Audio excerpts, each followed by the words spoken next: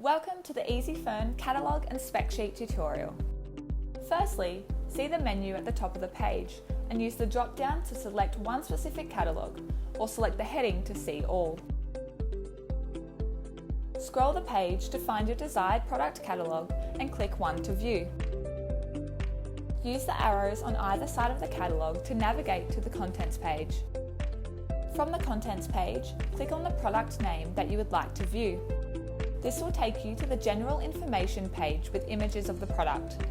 Click the View Specs button to see the technical data. The spec sheets show the variations, dimensions, materials, spider and footprint size, and any other information needed for the product. Click the Download button in the top right corner to begin the export of the individual information page and spec sheet for that product. Follow the screen prompts to finish the download, print, and sharing process.